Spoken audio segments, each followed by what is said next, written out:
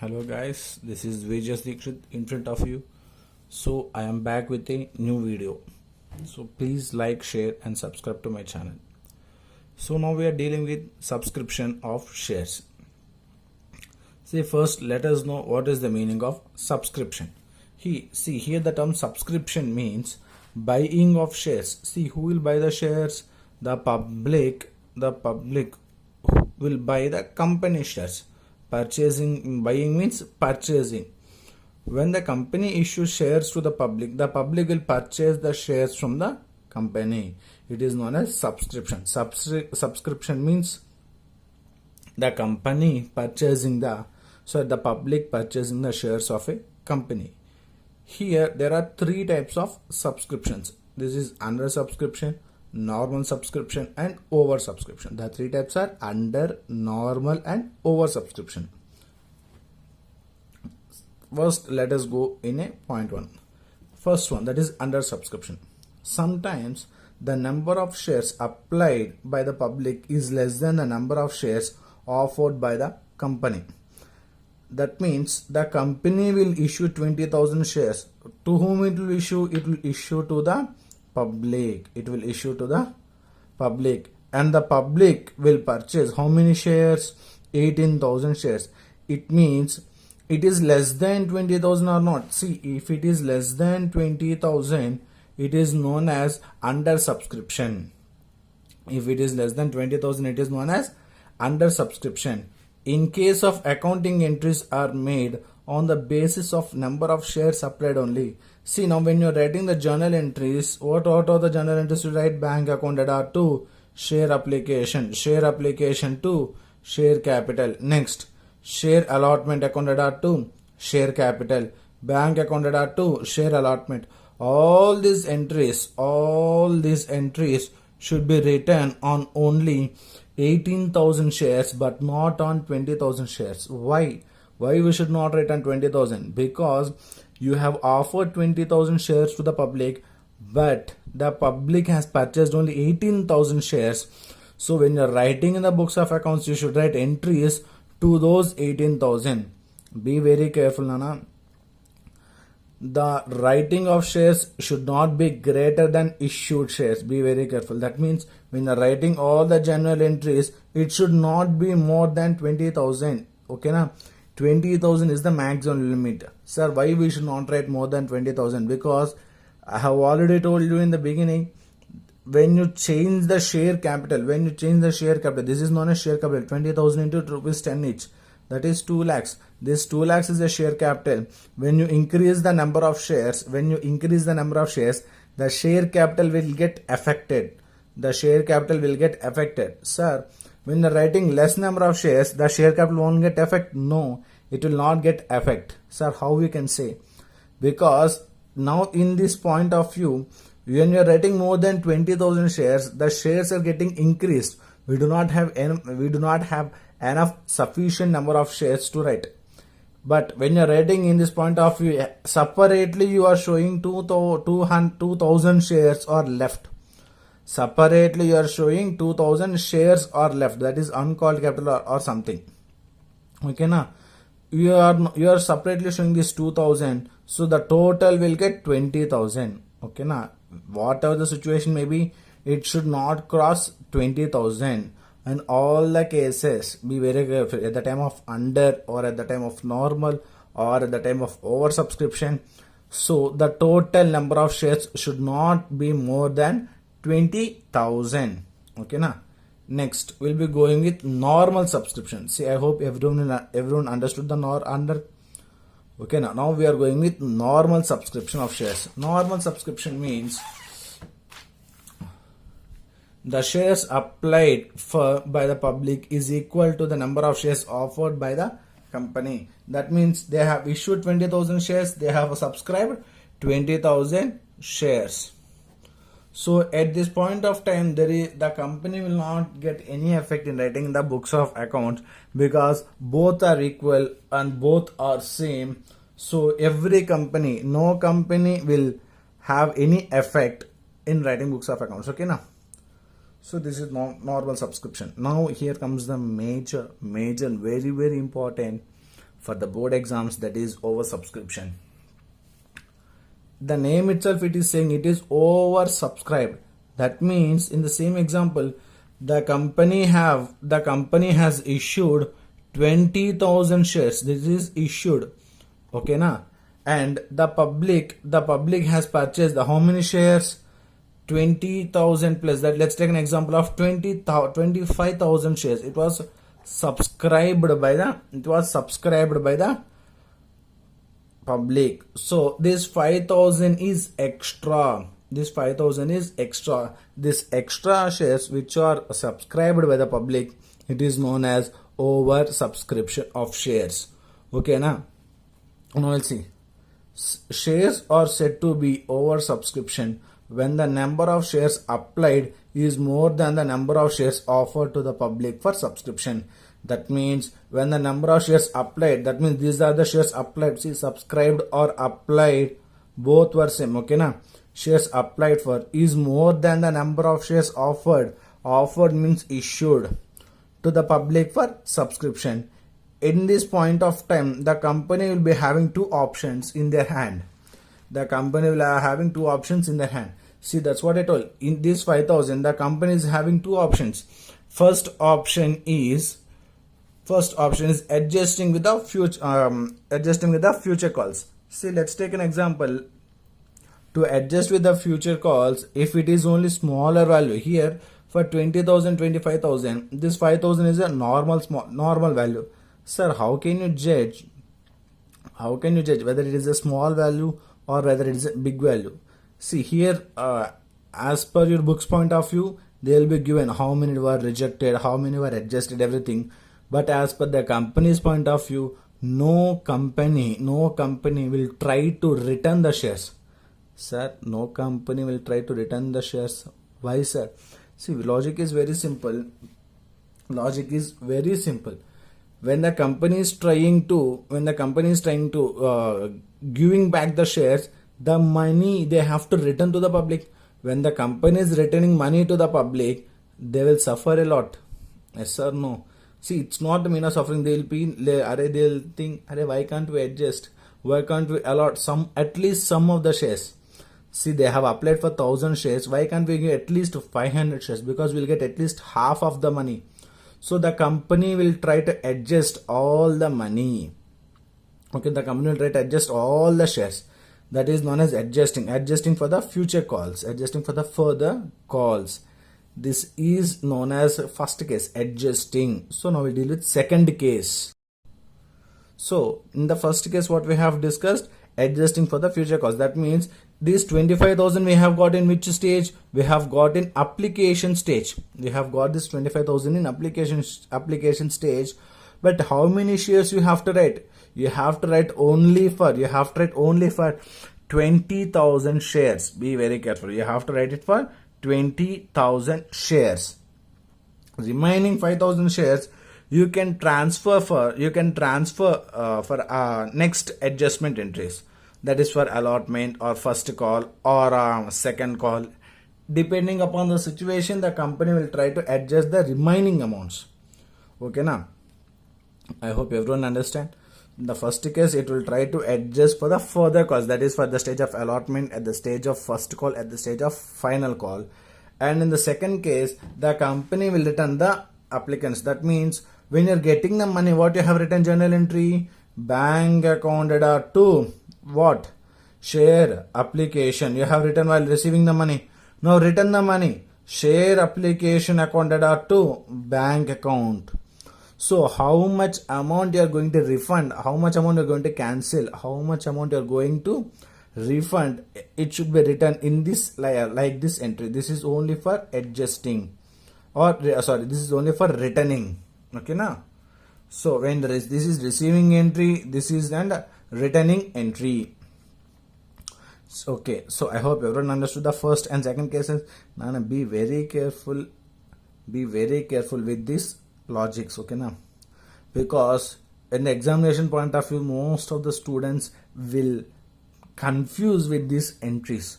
So be very careful with these entries. So I have discussed how to write the journal entries in a easier manner in the previous video. please watch that video before entering into this video, because all the basics related to company's account has discussed in the previous video, and the main part, this is the heart of the company accounts, is only dealing with in this video. Okay now, the next case, see I'm just giving case one, how to adjust the calls. We are adjusting at the stage of from application to allotment. How to write a journal entry? See, normal journal entry, what will you write? Bank account data to share application. Same I'm writing with these amounts only. How much amount you have received? 25,000. I'm writing 25,000. Next, you should transfer this application to share capital, yes or no? So share application account data to share capital. To which stage you want to adjust? Let's take an example that you want to adjust it for share allotment to share allotment. How much you have trade? See, that's what I told. The last final entry, it should be written bank account data to share capital. So when you want to adjust this, when you want to cancel these two, the amounts also should be same. So I am writing here 25,000. Okay, sir. Now previously you told that the share capital should not be more than 20,000 shares. So I am writing this 20,000 shares. And the next allotment, how much I'm adjusting to allotment? I am adjusting 5,000. So this is the general entry you have to write. So at the time of writing share allotment, so first you will see, this is only for the first case. Okay, this is all the journal is only for the first case. From the stage of allotment, how much amount you should call? I should call for 25,000? No, you should not call for 25,000. You should call it only for 20,000 shares. Be very careful, because all these 5,000, see, you have paid for allotment application, but I have adjusted to allotment. I'll tell you one practical example which will be easily understood by every person. Okay now, I'll tell you one practical example. See, I am the owner. I am the owner of the room, and my tenant is, let's take the Mr. A. He is the tenant. I told that from the month of January the rent is 5,000. For the month of February the rent is 5,000. For the month of March the rent is 5,000. Okay. So at the month of January he paid me 10,000. At the month of January he paid me rent 10,000. At the time of February he did not pay anything. Should I ask him for rent? No, I should not ask him for rent. Why? At the month of January itself he paid. At the month of January itself, he paid the rent of February also. So at the time of February, I should call for nothing. Yes or no? Have you understood this example? So I am the owner of the room and Mr. A is the tenant.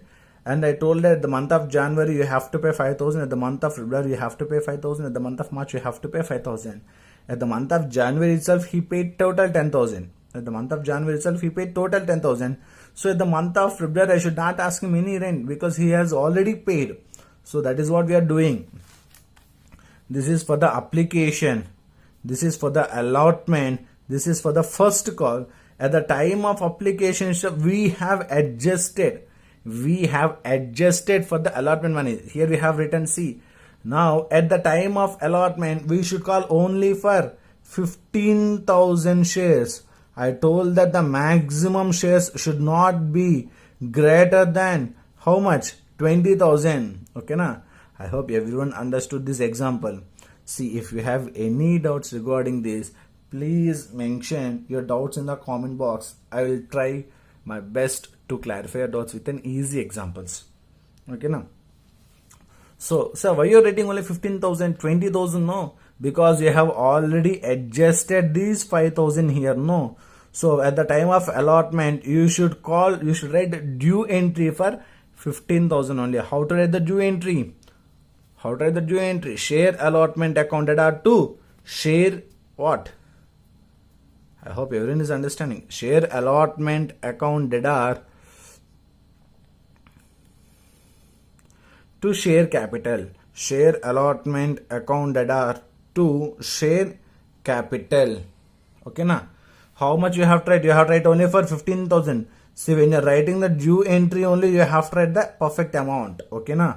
Be very careful with these logics. Next, I have already told you we'll discuss in the upcoming videos what is the meaning of calls in advance, calls in arrears, all this. Now we'll discuss. I hope everyone understood the oversubscription. Okay, now how to adjust it, and next how to return it.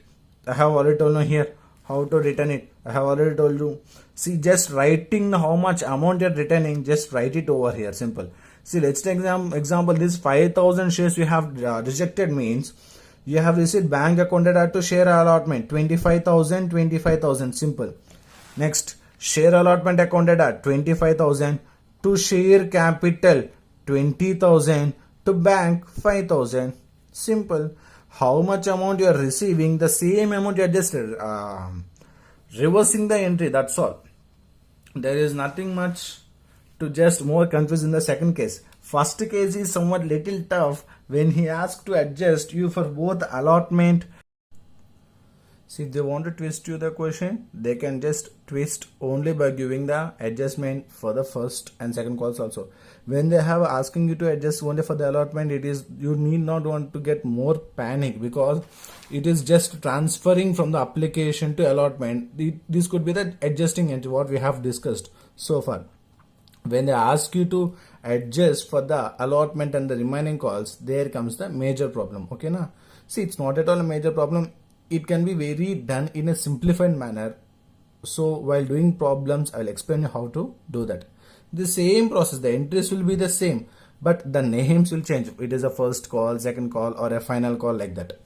Now we'll deal with the calls in advance and calls in arrears. See, as of now we are dealing with calls in advance as per the Companies Act 2013. Previously there is a Companies Act 1956. Previously the Companies Act is 1956. Present the Companies Act what we are dealing in the subject is Companies Act 2013. As per the Schedule 1 of the Companies Act 2013, the interest on calls in advance should not be more than 12%. See, be very careful. The company can give 10%, the company can give 9%, depending upon the articles. Depending upon the articles, AOA or MOA, like that. Depending upon the articles which they have written. So on their basis only they can give the interest rate, but it should not be more than 12%. So while writing the entries, say what is the meaning of calls in advance? That means, so a company is there, X Limited, okay now. X Limited company issued 1,000 shares to the public. So 1,000 shares to the public. Mr. A, who is holding 100 shares, has paid up allotment money. At the time of application itself. That means at the date, see, we have called application date is 1st January. Let's take the allotment date which you are about to call is 1st April. 1st April. That means the time gap between is 3 months. Yes or no? The time gap between will be 3 months. That means January, February, March. We should not calculate month of April because it is the first date. So we should not calculate it for the month of April. So why we have to give him rate of interest? Because instead of paying before only, if he has deposited in somewhere else, he could have earned more money. Yes or no? So that is the reason. If instead of paying you, see, that means first January to 1st April. That is 3 months. January, February, March. So instead of paying you, if he has deposited in the bank, he may get more rate of interest. Yes or no? That is the reason why. That is the basic simple reason we have to pay calls in advance. Okay, now who has to pay? The company. Who has to pay? The company has to pay to the shareholder. How much they have to pay? So the 12%. How they have to pay? Amount into rate of interest. Let's take an example of 100 shares. So 100 shares into, let's take an example of the allotment value is rupees 3. That means 3.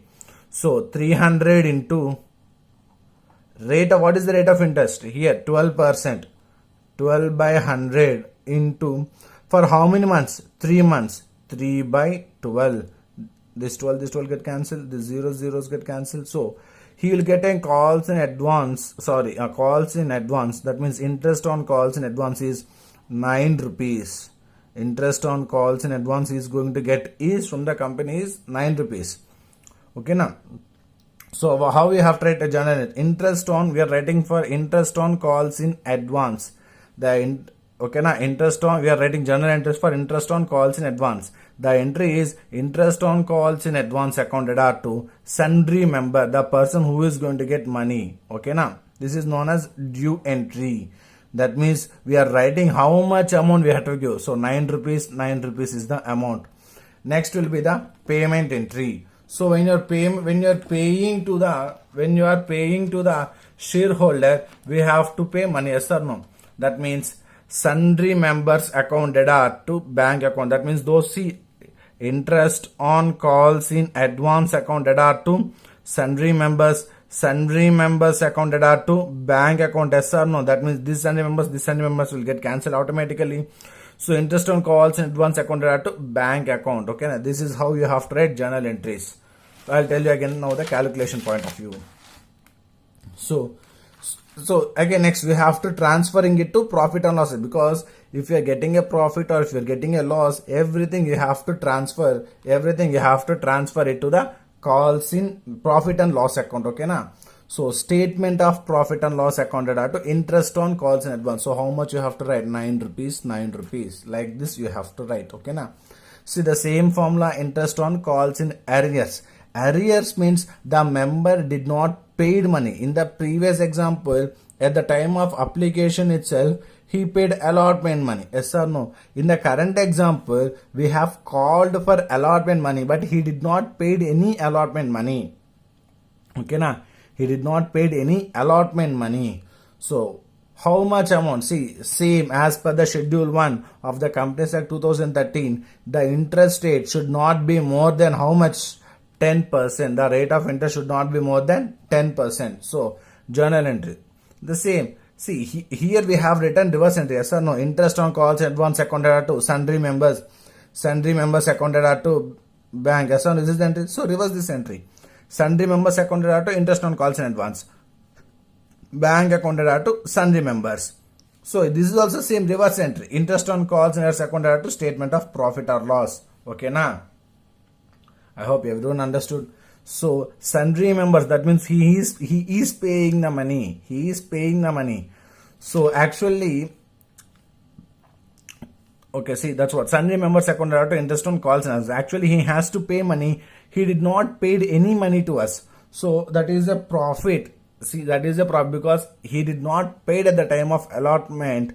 So he call, and again we have call for first call. We again call for first call. At the time of first call, he paid both allotment money and the first call money. Be very careful. That is known as calls in arrears. Calls in arrears means the company has called for, but the company did. But the company has called, but the person, the shareholder, did not paid the money. Okay, na? Next will be the it's the same entry. Sundry members accounted are to interest on calls in arrears. Bank accounted are to sundry members. See here also the same. This sundry members will get cancelled in the previous. Interest on calls in advance accounted are to bank. No, reverse this entry. Bank accounted are to interest on calls in arrears. Son will get this one. No. Bank accounted are to interest on calls in arrears. This one will get cancelled. It's not about the cancellation. I'm just saying for the easy point of view how to write. Okay na? Don't cancel in the examinations. Okay. Interest on calls in arrears. Sir, should we write this due entry and the receiving entry? Yes, it is a mandatory to write both due entry and the receiving entry. Sir, why we have to write? Because the company has to know how much amount they have to receive. So no, in this stage, so the company want to receive 9 rupees. The company may or may not receive those 9 rupees. So we are writing it here. Okay, now be very careful with all this. So this is till now we have discussed. See, this is the formula. We have amount into rate of interest into number of months. See, amount means number of shares into value per share. That means if he is holding 100 shares, the value per share is rupees 3. Nana, be very careful. Value per share means it is not 10 here. Be very careful. Value per share means how much, in the case of calls in advance, how many shares he has already paid in the before. You have to take the shares at the time of calls in arrears. How many shares, for what is the value per share you have to write. Let's take an example of The value per share is rupees 3 at the stage of first call. So number of shares will be 100. 100 into 3. 300 you have to write here. Don't write 100 into 10. Be very careful. The portion which they have unpaid or the portion which they have already paid, only that part has to take. Rate of interest. Calls in arrears means 10%, calls in advance means 12%. See, as per the Companies Act 1956, calls in arrears is 5%, calls in advance is 6%. They have doubled it. Be very careful. This is as per the Companies Act 1956. This is as per the Companies Act 2013. So now what we have to follow? You have to follow only this one. You should not consider this because it is only for the knowledge point of view, but not for the examination point of view. Examination point of view, 10% and the 12%. So when they have given in a days, how we have to write? Number of days divided by 365 days. See, till now we have discussed one of the major part in the companies. Now be very, very, very careful.